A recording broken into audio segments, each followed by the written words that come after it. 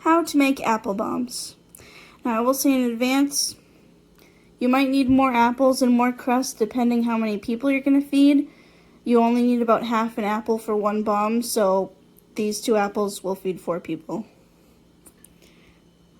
But anyway, first things first, we're going to peel our apples. Now in terms of what are the best types of apples to use, Granny Smith is always number 1 because you want to use something that's not going to disintegrate in the oven or on the stove if you're going to cook it down. So Granny Smith, or I'm using Gala apples, are also good. If you just look up the best baking apples to use, the top 5 are always going to be your go-to best. But anyway, now we're going to core them. Now what you want to do is take your apple and turn it on its side and cut it into thin rings, just this way.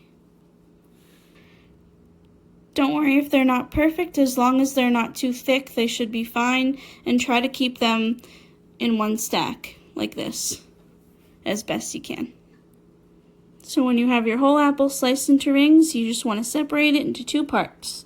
This is one portion, this is another portion. Do the same thing with your other apples. Now that we've got all our portions, we're just going to put it aside for a minute so we can grab our dough. I bought Pillsbury pie crust, but you can use like a homemade dough if you prefer. Make sure they're room temperature before you roll them out. Well, if you're using a cold pie crust, homemade, it would be better if it was cold, but after that, let it get to room temperature. It'll be easier to work with. So I carefully unraveled my first dough. I'm just going to cut this in half.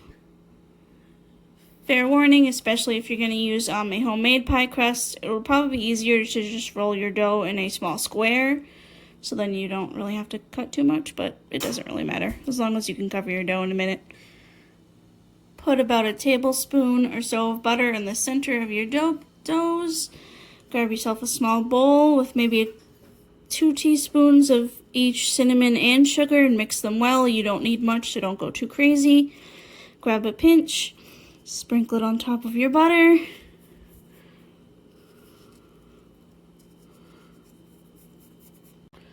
Grab yourself a serving of the apple, put it on top of your butter, like this. Grab yourself a little bit more cinnamon sugar to sprinkle on top of the apple.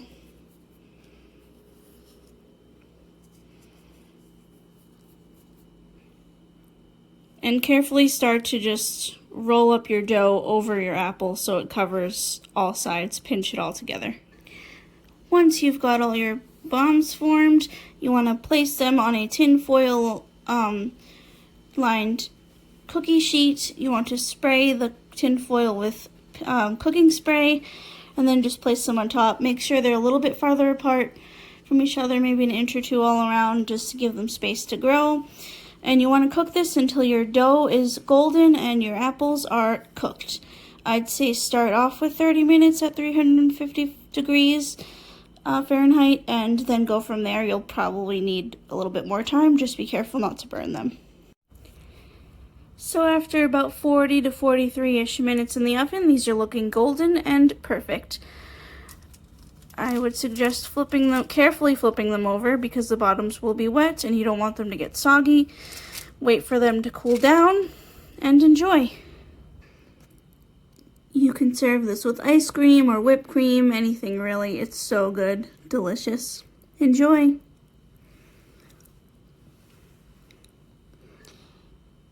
You can also top this with a little bit of fresh cinnamon sugar if you'd like, but don't put it on the crust before you bake it because it will burn.